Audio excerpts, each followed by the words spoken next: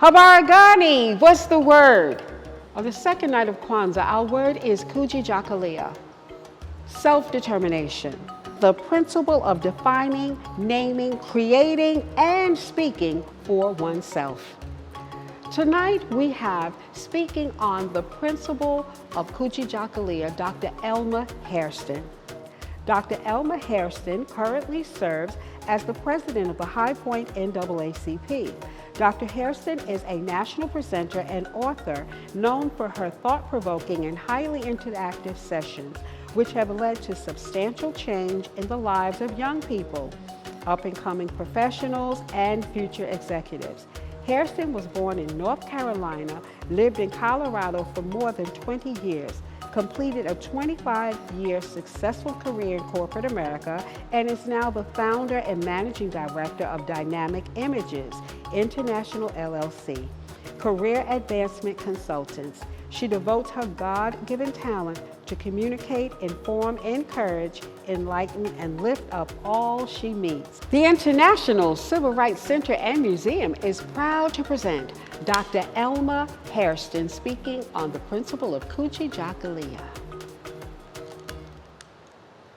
Kwanzaa is a holiday that is celebrated by African Americans to celebrate family, to celebrate culture, and to celebrate the connection between our ancestors.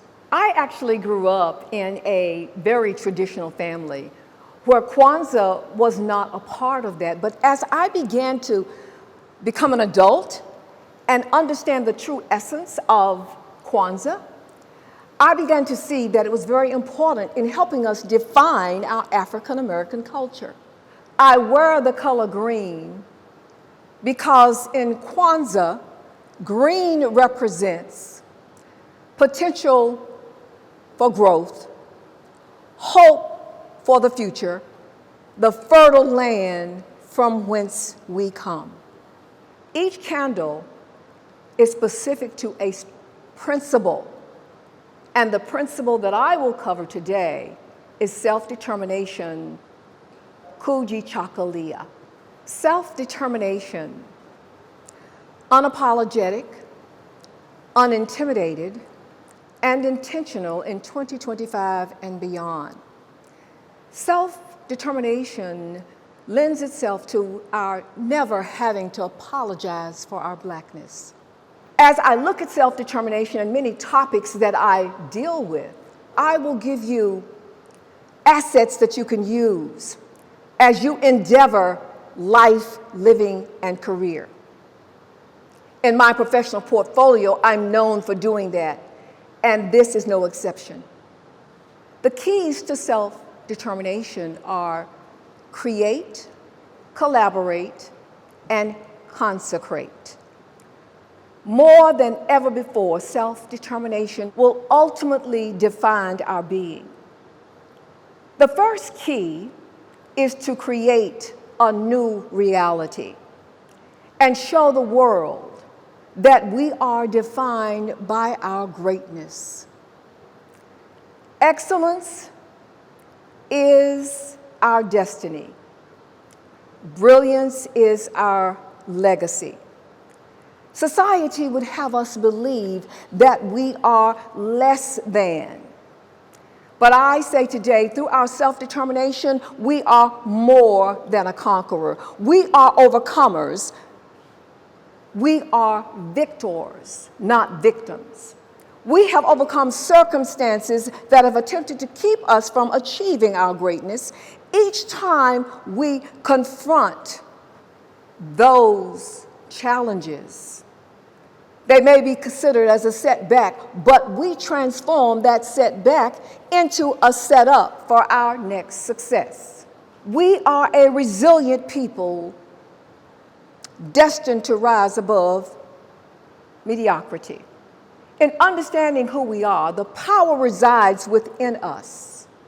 We must instill in our children the role that our ancestors played in the building of this great country. We need to communicate to our children that they possess the DNA of greatness. And because they possess the DNA of greatness, they have the same potential to achieve as our ancestors did. You see, sometimes we don't reach our capability because we don't know our ability. Because Oprah Winfrey says, we are where we are today because of what we believe. But I say we are where we are today because of who and what we believed. Our children have the capacity to achieve. We must motivate them to that end based on the greatness of their ancestors. Controlling the narrative is centered in our ability to take control of our own being and not allow the media to define who we are or to define our culture. Our image and our influence sets us apart and lets us know who we are. We are a people of excellence. We are a people whose culture is defined by dignity, honesty, and integrity. We further define ourselves by creating affirmations that motivate autonomy over our lives, over our destiny, and over our being. These affirmations help us to overcome the hurt, the heartbreak, and the disappointment that we have been programmed to believe that exists in our society. From this moment on, our desire is for you to consistently confirm and affirm, I can, I must, I shall succeed in all that I do. I'd ask you to look in the mirror each day and say, I am who I say I am, unapologetic, unintimidated, and intentional in 2025 and beyond. I say approach this day in understanding that something good is going to happen because you are approaching each day with anticipation. I don't know what the outcome will be, but I do know that if I create an opportunity to achieve autonomy over my self-determination, then it becomes a reality. The second key, as I said, to self-determination is collaboration. What that means is coming together as community to build a sense of belonging and dependence upon one another. We develop close and enduring and trusting relationships between one another. Collaboration also means putting our money together to invest in our community to build the economic prowess that positions us to take control over our own lives. No longer will we be dependent on a handout, but boost our own hand up. Real change, real economic power comes from doing business with one another and using our influence and our image to bring each other along. Our self-determination is based on how we show up each day. We must show up ready to do business. We must show up displaying an assurance that I am to be taken seriously.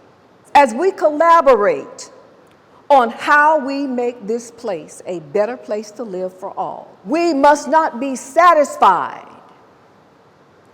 with individual successes. We must help each other become successful. In that way, we all are successful and we all can contribute to the economic viability of our well-being. By caring for each other, by giving to each other, we can ensure that we can all become an heir to self-determination as we develop an economic base whereby we can define our own destiny. There is no place for jealousy or envy in this space. Move past the Willie Lynch syndrome and become an asset to all you meet. Remember, you are always preparing for your next success, and preventing from others from becoming great is counterproductive to self-determination. The third key to self-determination is consecration. A commitment to the premise of self-determination must be a priority as we move into the future of our communities, a future that bonds us together, that we affirm between our ancestors and celebrate our culture. We are in a unique position right now to create, to collaborate, and to consecrate our efforts pointed to the essence of self-determination. As we occupy many spaces and places, first of all, we must focus on a sense of belonging.